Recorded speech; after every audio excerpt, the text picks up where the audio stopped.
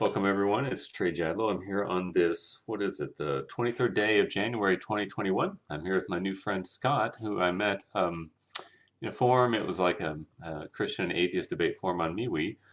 I had a discussion with an atheist, I think it was with Randy, and Scott had some questions about just they'd like to discuss some things that we talked about. And I'd kind of forgotten about it. He reminded me today, and I had a super busy day, so it's like almost 10:30 tonight, and so I'm running a little bit late, but we're able to get this thing done. So anyway, welcome, Scott. I'm glad to have you here.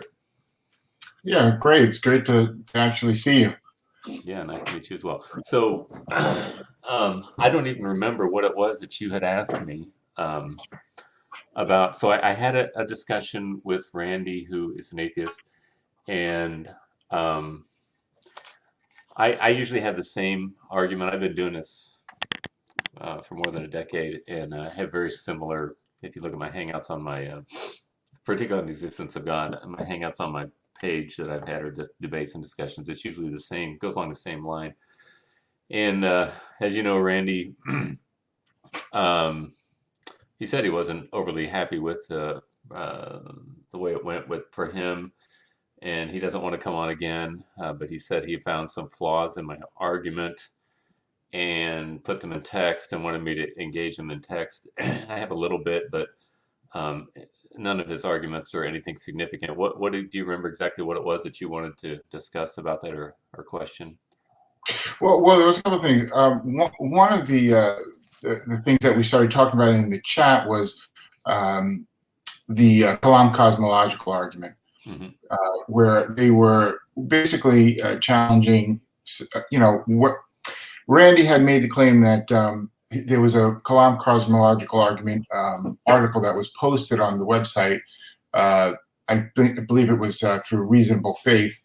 And Randy had, I had questioned whether Randy had read or addressed the philosophical arguments posted in that article, to which he said he did.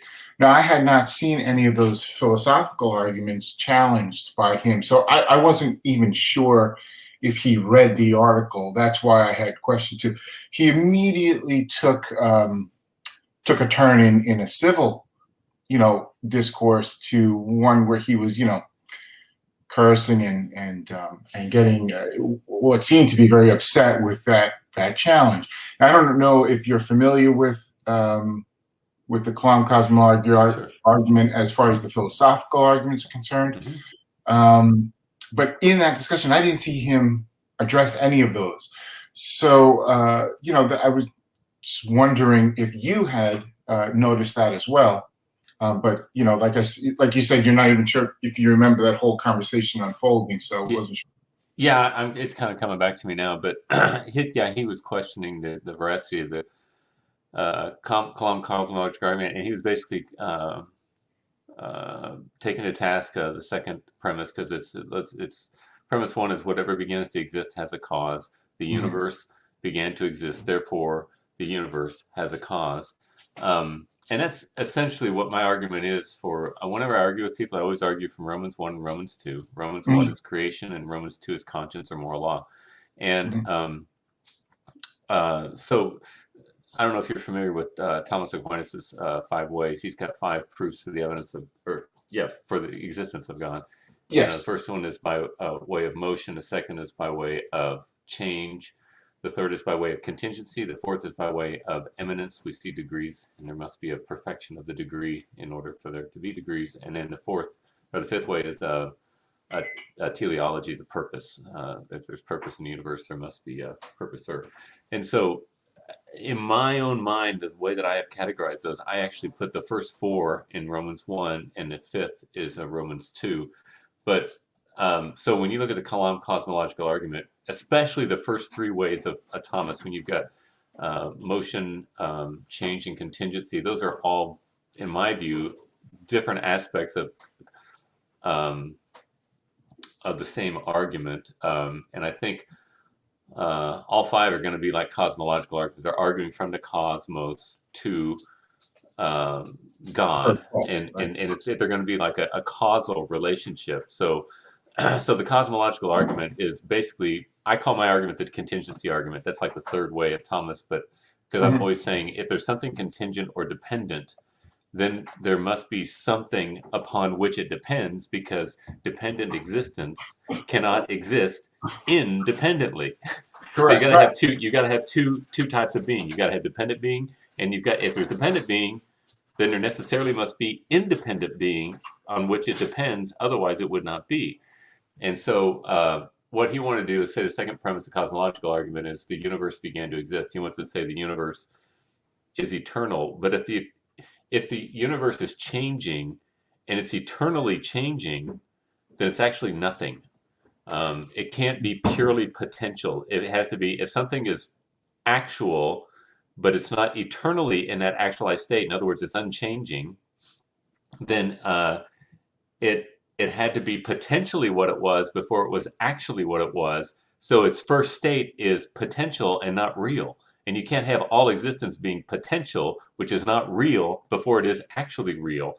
That's a violation of the law of non-contradiction. It has to be and not be at the same time in the same relationship. That's why at the beginning of my discussions, I always ask for the laws of logic, particularly the law of non-contradiction. Will you grant me that as a foundation for our argument? And I've never had anybody question it. I said, sure, yeah, I'll give that to you. And it may give some flimsy caveats. But the very fact that they grant that, then that seals their coffin, basically. And I've never, not only have I never lost an argument, I've never had a serious challenge to that argument, because it's a logical, analytical argument. It's not an evidence, it's a proof.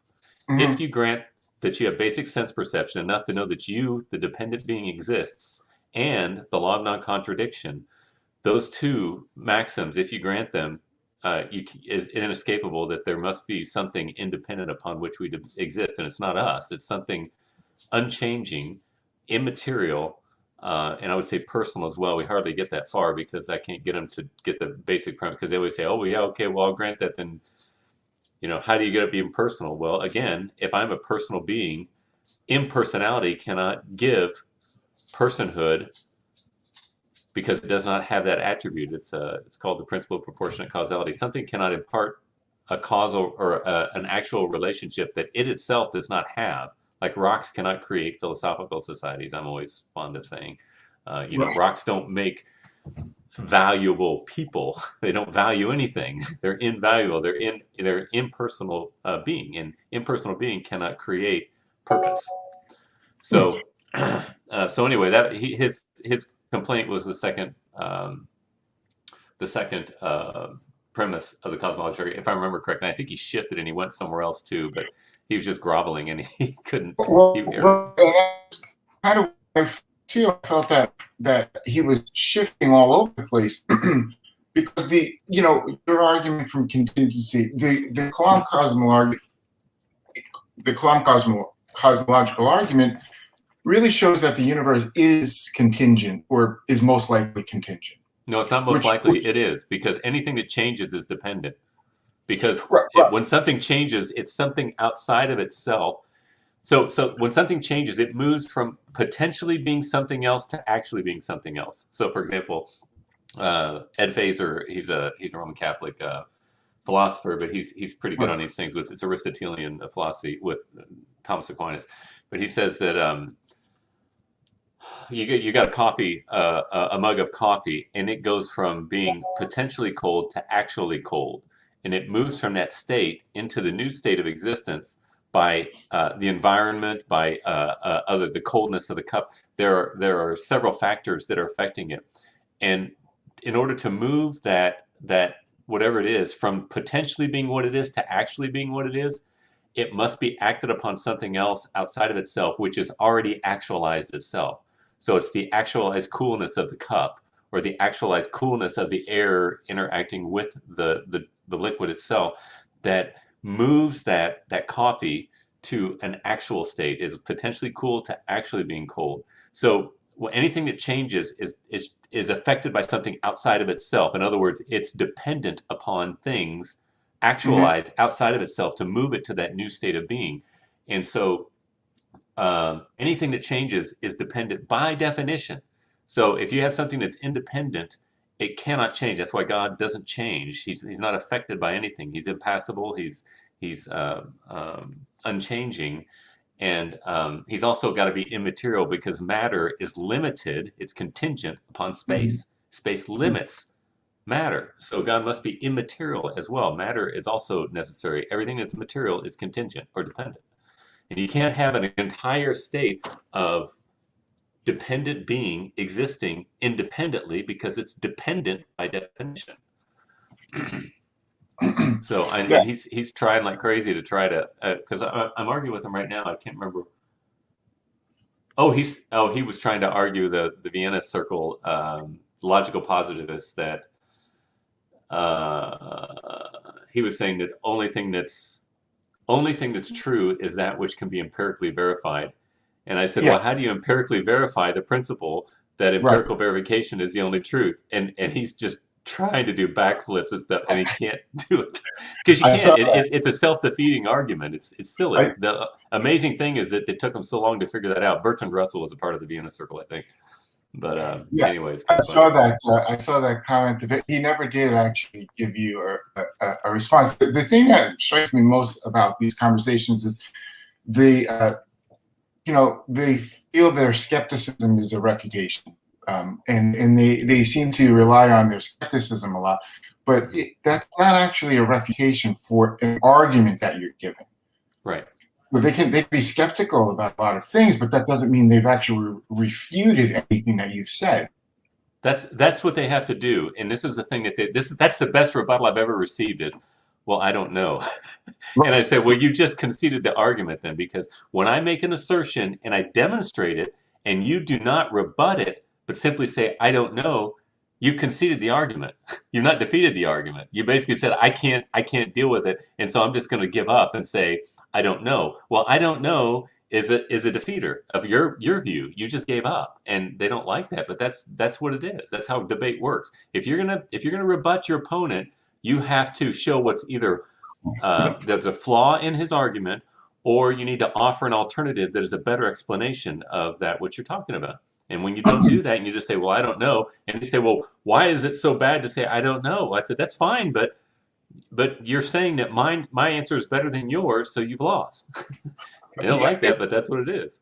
Right. Now, I have one of the things that he had wrote down. Let's see here. So the word "if" is a difference between God could exist and God does exist. Now, since the vast majority of atheists, now this is where I think I get a little confused. The vast majority of atheists fully acknowledge the possibility of the existence of God. Now, I'm going to stop right there and ask you a question. Mm-hmm. Does that sound right to you? No. Do the vast majority of atheists, is he even using the word atheist properly here? Well, yes. Let me make clarification. Most informed atheists who really know what they're talking about will, when you want to say, let's be really careful with the words that you're using, they will say, I'm not an atheist. Okay? Mm-hmm. Because an atheist is a positive assertion to the non-existence of God. And it's almost impossible to prove a negative. And most of the smarter ones, they know this. You can't prove a negative. It's like saying, I'm a big fan of R.C. Sproul, and he used the example saying, if you were to say there is no gold in Alaska, mm-hmm. Well, how would you know that there's no gold in Alaska? We'd have to go through every single piece of matter in Alaska, and then it's like, well, how deep do you go? How far does Alaska go? And mm-hmm. Then when you get all done, you say, yeah, there's no gold in Alaska. Well, how do you know you didn't miss a part? You weren't paying mm-hmm. attention at one moment there. It's very difficult to prove a negative. So when somebody says, the proof, and so in order for you to say that there is no God positively, you would have to know everything about everything, and they can't, and they know that. So most of what they'll do is when they say atheist, they'll just say, I'm either a soft or a hard agnostic. In other words, I don't know. I see no evidence for there being a God. That's usually what they'll say. So I think it's valid for us to point that out and make them confess that they really are not hardline atheists if we're going to be really careful about it. But sure. I've never met one actually that says that they are an atheist in a hard sense. They usually just say, I'm an agnostic. I see no reason to believe that. So in truth, they're agnostics. They're not atheists. That's right. I agree. I think they really are agnostics. They're not atheists. because the atheist is going to make the claim that God does not exist. Right. Because that's what the word means. Now, right. I also think that for the most part, they at times want to say something like knowledge and equate that with certainty. Like we must have certainty of something, but then they also want to retreat from that at times. So in my discussions with some of them, I do see them flip-flop a little bit. We can't be certain of this. Now, particularly, we were talking about whether or not the universe began to exist from the scientific literature. From the scientific literature, I think there is a weight of evidence that we can say, supports that the universe began to exist. And so he was wanting to say, basically, how do you know that? How could we know that? And implying that we're just not 100% certain of it. But to claim certainty is, I think, something that you really can't be certain of a whole lot of things. But it doesn't mean we can't say we don't know these things. Yeah. Well, actually, we strictly speaking, again, a more intelligent atheist who are philosophically oriented will say that we can't have certainty about anything. And I would agree with that. Certainty, only God has certainty, because in order to have certainty, you have to know everything about everything. But the argument that I'm making for the existence of God, even the universe beginning to exist, is not what you just described as an empirical, evidential argument. I'm not making that. I'm making a rational, analytical argument. In other words, it's necessarily true. It's like 2 + 2 is 4 is a tautological argument. It's true by definition. All you're doing is repeating yourself. Right. And the statement, the causal statement, every effect must have a cause, is an analytical argument. It's a tautological argument, because the only way you can define an effect is to invoke the concept of cause, and the only way that you can define a cause is to invoke the concept of effect. You can't even, to talk about a causeless effect is nonsense, because you have to use the other term, and there's no other way to do it, to speak about it. So when I say that every effect must have a cause, that's not an evidence, that's a proof. And so, and Bertrand Russell, I don't know if you're familiar with Bertrand Russell, he's a very famous mathematician, famous atheist. He wrote a book called Why I'm Not a Christian.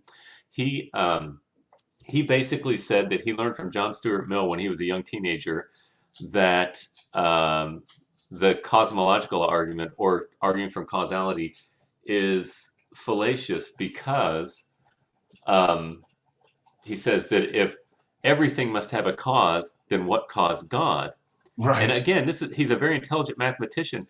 The principle of causality doesn't say that everything must have a cause. It says every effect must have a cause. And his entire career, he completely misunderstood what the the principle of causality was. And it's amazing to me, a man of such intelligence could make such a blundering mistake. So did John Stuart Mill as well.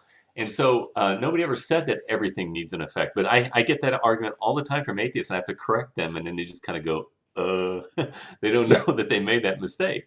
But if you're going to say that the universe is changing, again, it necessarily is an effect, because it changed from one state of being to another, and it therefore is dependent. So when I say that the universe had a beginning, that's not an evidential argument. That's why I'm not a big fan of William Lane Craig. His theology is terrible, and he's an evidentialist. I'm not an evidentialist. I'm a classicist. I'm going to begin with rational arguments when it comes to the existence of God. So from William Lane Craig, all of his arguments are going to say it's more probable than not that God exists. And we may use arguments that have the same name, like the teleological argument. My teleological argument is not like his. His is an evidential argument. His is like William Paley's watch on the watch analogy on the beach or whatever. That's not the argument I'm using. That's an empirical argument. I'm using a rational analytical argument. I am saying teleologically, again, unintentionality cannot intend intention. So if there's any intention in this world, and it's Romans 2, really, if we ever see any intention in this world, like you and me having this conversation, then there must be an eternal intentioner, because, again, rocks do not create philosophical societies. Unintentionality cannot intend intention. They'll say, the atheists will say, oh, it's an emergent property. That's just a magic talk. That's not a reason. They're just using that. Again, you talk about the God of the gaps. That's their God of the gaps, or the ungod of the gaps. They're saying basically that unintelligence can intelligence or something. That's a funny way of saying it. But it's unintentional. They'll say that the entire system of all existence was was unintentional, and then all of a sudden intention just happened. Well, how could unintentionality intend intention, because it's unintentional by definition? Right. It's not possible. It's irrational what they say. And again, that's not an evidence, that's a proof. And they cannot, and I've never had a rebuttal to that, because they can't. And so anytime they're going to try to do that, I just laugh. I say, you know, and they'll say, oh, yeah, it's possible that God exists. No, it's not. It's a necessary. Romans 1 and Romans 2 are natural theology. They are analytical arguments, and they are available to everyone.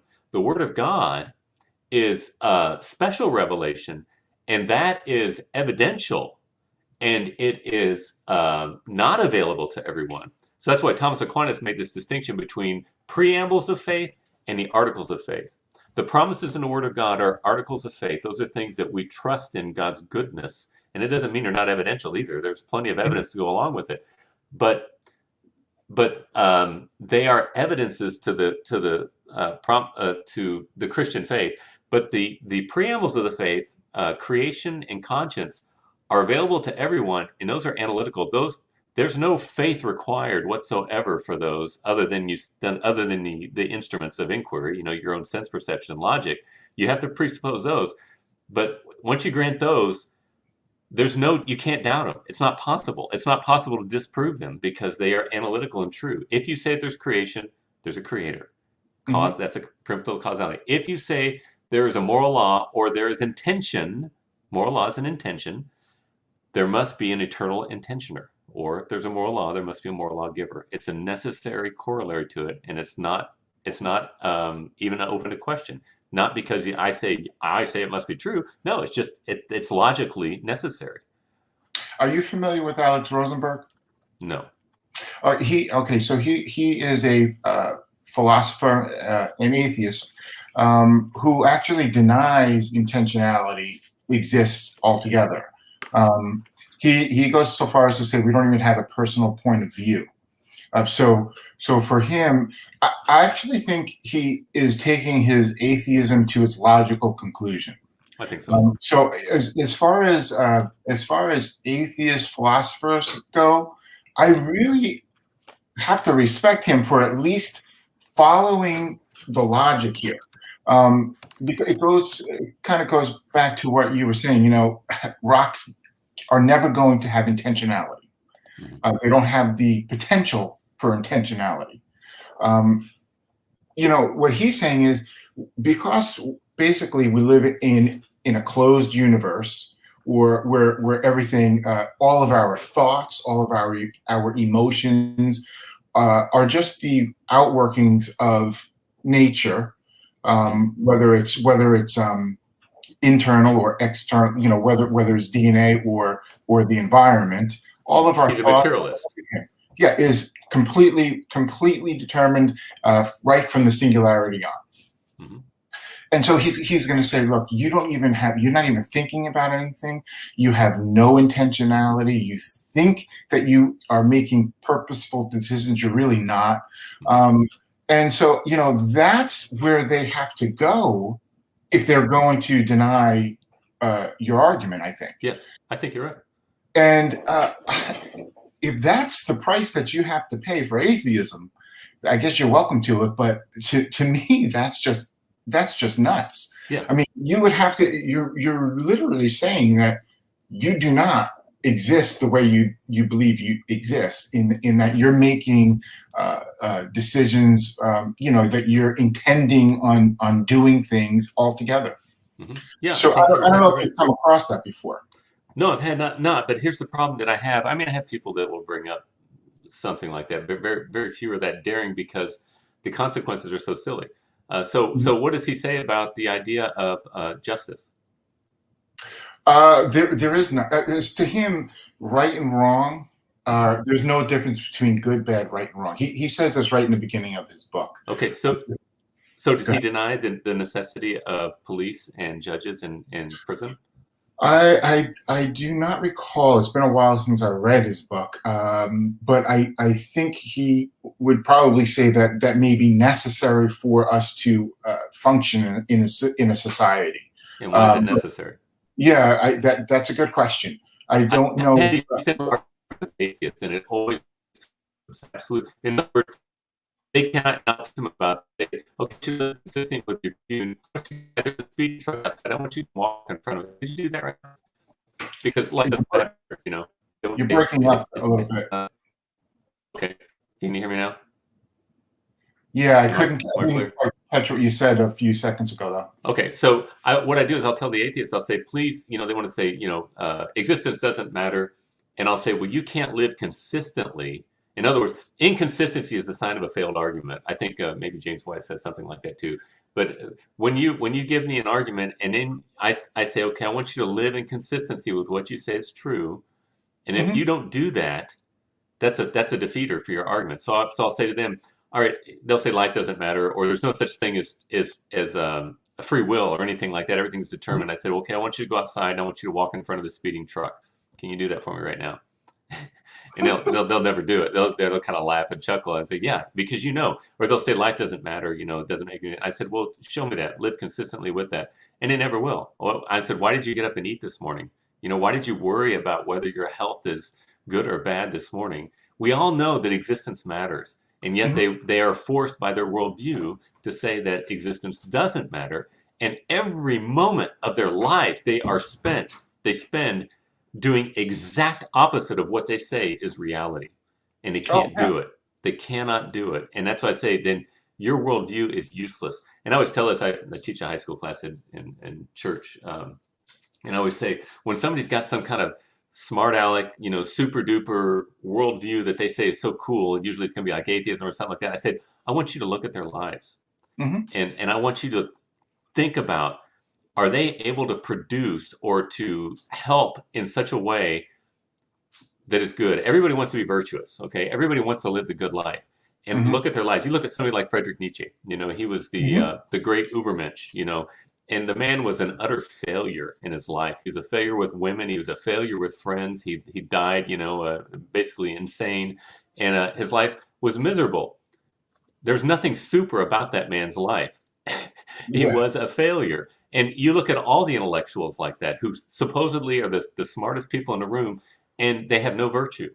And I remember asking an atheist friend of mine one time, we were talking about moral law, and I said to him, what is it about you? I said, I want to live a good life. I said, when I die, I want the epitaph on my gravestone to say, he was a good man. He was a man of integrity. He was virtuous. And I think all of us who are really mindful would like something like that about us. And I said, what can you as an atheist do to help me to meet my goal? And he's a very Hmm. honest and kind person. And he said, nothing. I can't really do anything. And I think it bothered him when he said that, because he kind of blew up at me a little bit later in the thing there. But that's he was honest about that, because they have nothing to offer. They're like a wing, or like a bird with one wing. In other words, Hmm. they have the physical, but they do not have the metaphysical. They have the Hmm. what is, but they don't have the what ought to be. You Oh, know, absolutely. Hume's guillotine is this, basically he said you can't get an ought from an is. Hmm. Yeah, and so he goes, Liz from science cannot give you any moral imperative whatsoever. And so ever since the Enlightenment, we've been like a bird with one wing. We've got all this, yeah, we can discover what this is, but we don't know what it's all about.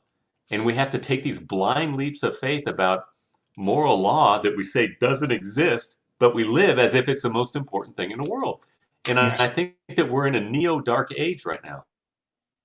Well, I think we Randy and I continued a little bit with the conversation. We got in. You know, he mentioned something about about, oh, I think it was your conversation with him about verificationism.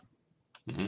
And I had made the claim that, I thought this would be just self-evident, to everyone in the room, that we can know certain things with more certainty than we do with certain scientific theories that have good evidence to support them. Like, for instance, for me, it seems unlikely that we will ever discover that it is wrong. It is good to torture a baby for the fun of it. But I see that it is more likely that we may come up with a new theory of atomic theory or something like that. Mm-hmm. Now, he pushed back, to my surprise, and basically stated that, torturing a baby for the fun of it is really just a personal preference. Basically what it boils down to. Yeah. And I was, I'm thinking, this is the price that you have to pay for atheism. That's right. And, this is really why I was hoping they would join in on this conversation, mm-hmm. because, it's easy to say this behind the keyboard. Right. It's easy to just say, hey, listen, torturing a baby for the fun of it is just a personal preference. But typically you don't really get people saying that in real life, in when public discourse. Yeah. Yes. Because I think what happens sometimes is we start to have debates with Google. We're not really having a debate with a person. Yeah. I'm not debating what they really believe. I'm debating what they're trying to Google as what's a good response for X, Y, and Z. Right. And so that's why I kind of liked when you started having these video chats with them, because it brings us into a much quicker, like, let's get, do you really believe this? Can you live consistently like this? Right. Kind of conversation where they're forced to actually answer right on the spot, and they don't have time to say, let me Google this and find out what the best way out of this is. Mm-hmm. Maybe that isn't what they're doing. It's entirely possible that it isn't, but I just tend to feel like at times that's what we're up against. I don't know if you have that experience yourself, or sure. Yeah. Well, the thing is the reason I always want to have a live exchange is because almost always anymore, especially the text exchanges turn into pigeon chess. Yes. And you just sit there and they'll just sit there and play games and play games and mm-hmm. play games. And then they just disappear and that's it. Or, it's just a silly resolution. There's nothing really gained from that. And then that person, what they'll do is they'll come back and they'll sit there and do it over and over and over again. And right. Those conversations get lost. I'm not sitting there I don't have this catalog of all the goofy things that people say. But when I do a video chat with that person, just like with Randy, I just keep posting it back, and it really shuts people up, because yeah. it separates the men from the boys, if you will, and makes people put their money where their mouth is. Are they really willing to go publicly on a recorded exchange? And I understand some people are shy. Sure. And if I sense somebody truly is like that, I'm more charitable toward them, especially if they're humble and just say, I'm really nervous about doing things. Okay, well, I'm fine with that. But for the most part, especially if they won't be humble, they're just going to act like obnoxious and stuff. And I'm pretty hard, I'm pretty hard in text. I'm much more charitable in real life. But I'll tease people because I'll say, come on, let's. I always take this kind of like I play social media like speed chess. I'm pretty fast. Sometimes I'll make mistakes and stuff, but it's like, let's go, let's keep this going. And then I want to get a live exchange with us. And it's and what it does is not because I want to say maybe I have the more debate prowess or anything, because I really don't, but I want to see if their ideas are able to stand, because they always make the whole idea of a pigeon chess came up from it was invented by people debating creationists. It was made for the Christians to be that. But I have found, And I think it was probably a just moniker, and probably it really was made out of real life, because I think a lot of Christians do that. But atheists do the same thing. And I was just saying, I am so sick of pigeon chess. That's exactly what happens. They play these stupid games, and I'm saying, put $1 on the barrelhead, put a little skin in the game. Don't just sit there and play your silly little games and then disappear, and then they'll show up again and keep doing it over and over. And I'm like, I don't have time for this, because you can spend days on a thread, my goodness, it leads literally to nothing. And it's like, I'm tired. I'm not going to waste my time with this. Let's cut to the chase. Let's get to the big boy room, and let's engage this in a live format and see if you really do know what you're talking about. And I almost never can get people to engage. There's a lot of big name people in the lower level of internet, because you've got the marquee guys like William Lane Craig, all stuff. Those guys are in the top level. But on a low level, you've got, like, for example, who Matt Dillahunty is? Sure. Yes. Okay, Matt would probably be at the top level of the lower echelon, And I've invited Matt Dillahunty, and I don't want to go on a show because he's rude and he just cuts people off. I've seen it, yeah. Yeah, and so, but I want to have a conversation with him, and I invited him, and he just blocked me and said, I don't want to talk to you. And part of it's understanding, because I'm a nobody. I got a couple hundred people on my, but I've never backed down from anybody that I've debated with. I actually did do one with his protege, Eric Murphy, who is one of his co-hosts on his show, and we had a wonderful time. He was very kind, and I thought it went really well for me. But you can find it on my YouTube channel. But I've got a list of, who Scott Clifton is? Yes. Theoretical BS. I've got an open invitation to him anytime he wants.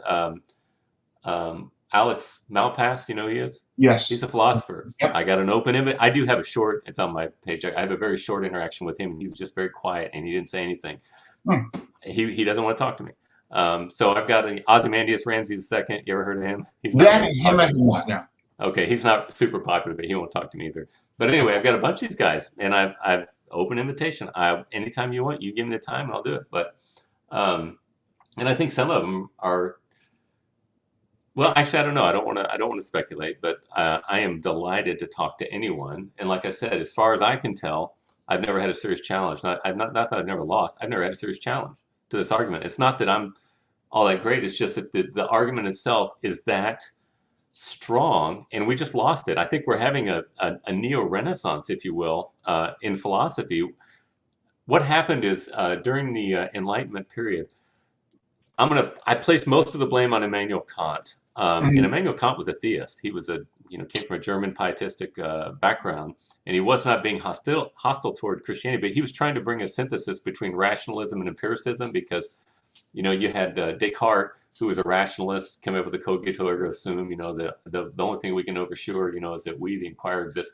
And then you moved into the age of empiricism, and you see Hume, basically, who is an empiricist, says we can't really know anything because our senses trick us. We can't even, know for sure causal relationship. And then, and he also critiqued Christianity. And so Kant comes along and says, I want to make a synthesis of both of these guys and see if I can make the best thing. And what he did is he came up with transcendental idealism, and basically said there are certain things that we cannot, if we're going to gain any knowledge, we must use it by way of our senses, okay? And he said there are three things that we cannot experience with our sensory perception. And he said basically we can't expect our soul or our self. We can't go to the doctor and say, God, you're a doctor. God, doctor, tell me how my soul is. The doctor's not going to be able to tell that. And empirically, and you can't know the essence of things. We see what are called the accidental properties of something. Like when I look at a cat, I can't get to the essence of a cat, or maybe even a desk. You look at something inanimate, say, okay, I see the accidental properties. The desk is square and it's hard and it's wood and it's brown or whatever. But I can't see the essence. We can get with microscopes, and we look deeper and deeper and deeper, peel the onion back, and we just never reach the bottom. Even today, we get down to the quantum level and the subatomic level, and we still are not seeing the essence of something. So we can't see ourselves, we can't see the essence of things, and we can't experience God. And so he said these three things must be placed in what he called the noumenal realm. And he said that's basically the spiritual realm. And he said we cannot prove those things, so therefore we just must take them by faith. And when he said that, most people fell dead at his feet. Both philosophers and theologians, many of them, fell dead at Kant's feet and said, okay, basically the Christians said, okay, well, we won't think. And basically what he did is he said the whole discipline of metaphysics is off the table. You're not allowed to study these things because we can't do it. And so many theologians, like Roman Catholics didn't largely, but many theologians did, and many evangelicals today have fallen into that trap. And William Lane Craig would be one. And so what they basically said, well, we can't know that God, so we'll just take it in faith. Just give us our Bibles, we'll entrench in our Bibles, and that'll be fine for us. Presuppositionalism is directly out of that camp. I'm not a big presuppositionalist. And so they basically just took metaphysics off the table. But actually what we're doing right now is we're having a renaissance, and it's even affecting secular philosophy. And I'm a Reformed Baptist, and the Reformed Baptists are actually leading the charge on this in many ways, the recovering biblical doctrine of God. And what we're doing is recapturing this whole discipline of metaphysics. We're able to think about God from a philosophical perspective, and looking back at history and how God was defined. And we took went off the deep end with Kant. And I don't know if you noticed, but the church was the head of society in thinking until the Enlightenment, and we've been the butt just pretty much ever since then. And I think it's because we've given up this discipline of metaphysics. And we're recapturing that now. And so I know a little bit about metaphysics. And when I argue with atheists, they know nothing about it. It's abysmally bad. In fact, that's why I left Facebook. Facebook put me in jail for saying that, I'll give you the exact quote. Say the woman I was talking to was Janie. She was an atheist, chat room or whatever. And I said, Janie, I have found that atheists are abysmally ignorant when it comes to the philosophical foundations of what they believe. I mean, really bad.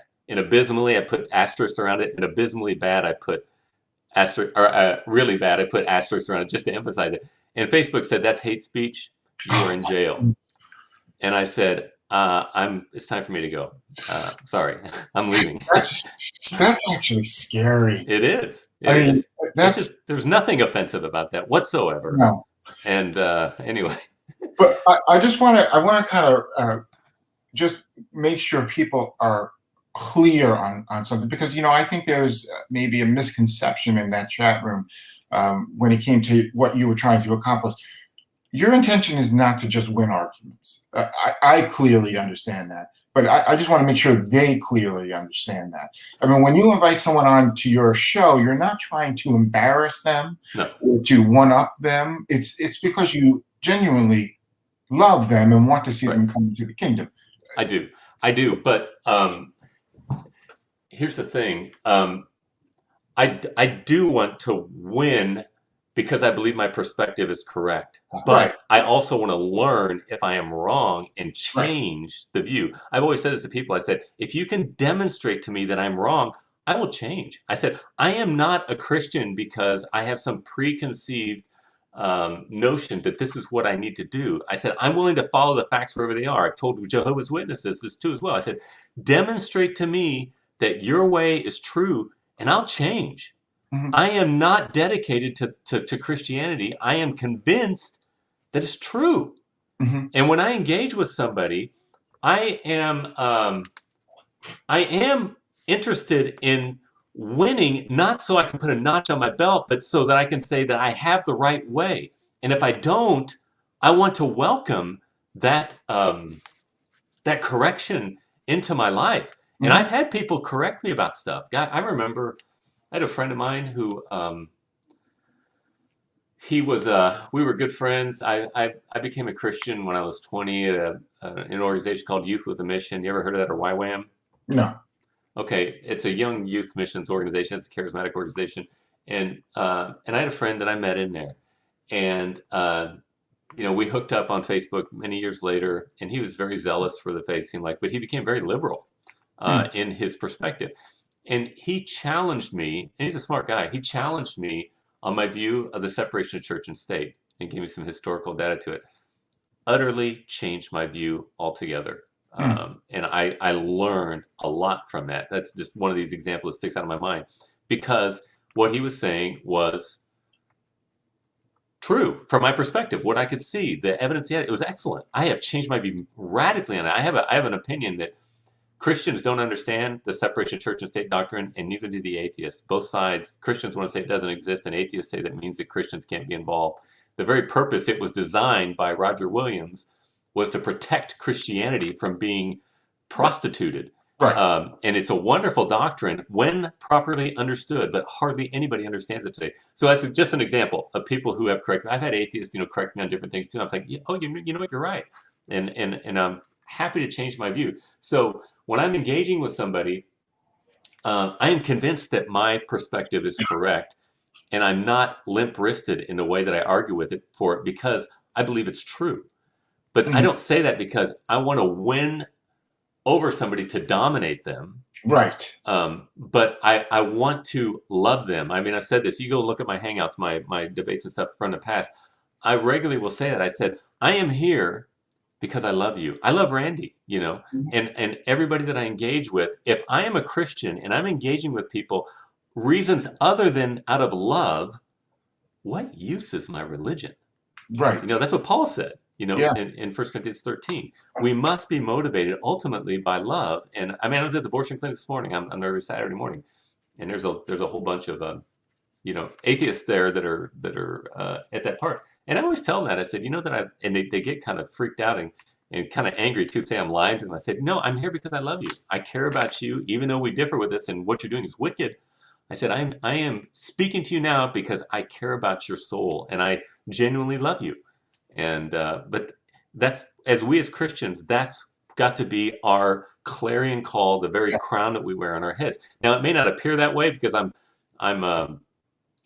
somewhat sassy with people. I have a very dry sense of humor, and I love, like I told people this, it's kind of like WWE for me. I'm very happy to do that. I enjoy the banter with it. And when somebody's playing games, I'll say, come on, let's put the big boy pants on, hear me say that, stuff like that. But it's in good fun. I'm not trying to be mean. No, I recognize that. I recognize that right away. And I just wanted to make sure, because sometimes people may not recognize that. But I think that, that needed to be brought out to the forefront because people like Randy and Stephen and some of the others that were in that chat group can maybe have a different impression or misunderstanding.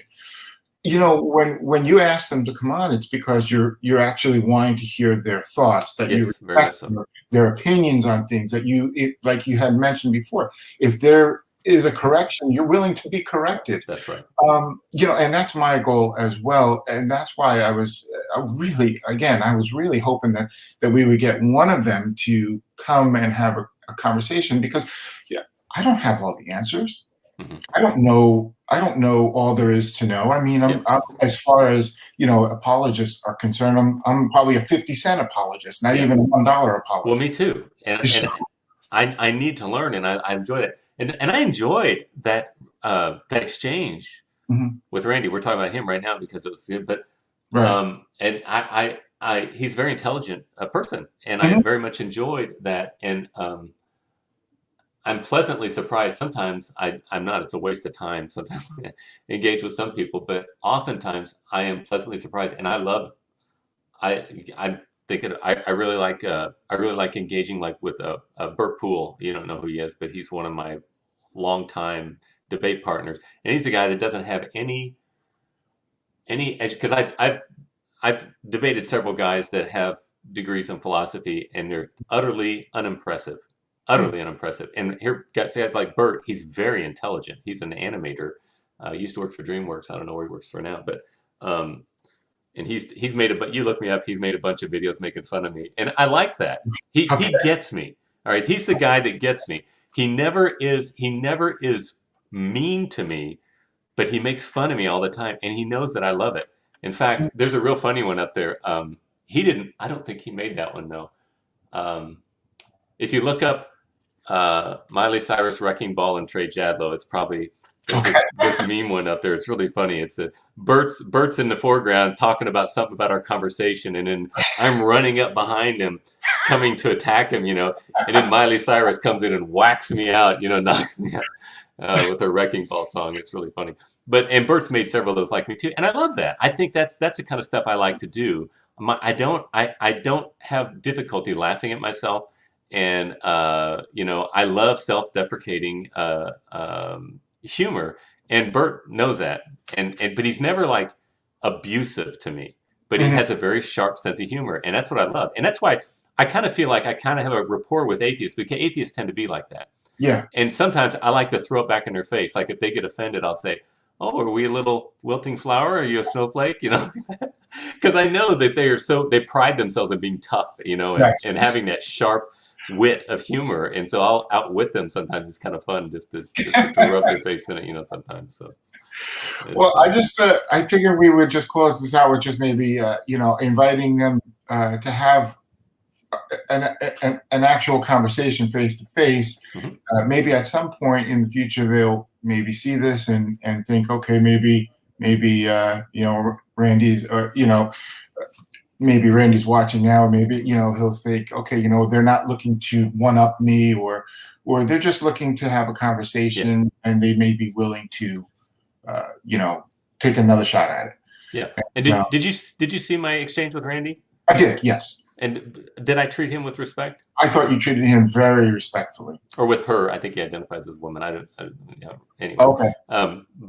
Yeah. So I, as far as I know, I'm always respectful. I'm pretty sharp, in text. But when I have a interaction with somebody, I'm very respectful, and I appreciate the fact that they come on. And like I said, Randy's a very intelligent person, so it was a nice exchange. I thought it was helpful, and I thought it was a great exchange. And I was kind of surprised when, with some of his, I don't know how he identifies, but some of the responses that I've seen, because I thought that was a great exchange. And I thought, wow, I'd like to follow up on that myself, just to see that the second conversation unfold. But yeah, like I said, maybe they'll change their mind in the future. Yeah. But yeah, I hope so. Anyway, I just hopefully more people will see your arguments and interact with you. I thought you did really well in those. In your conversation with Randy, and maybe someone watching this now who's been in that chat room with us will have a different impression of you, and hopefully they'll have a different impression of me, that we're not, know-it-alls or trying to be. Yeah. So maybe we can do something in the future with them. Okay, that sounds good. So what I'll do is I probably won't post it tonight because people aren't on.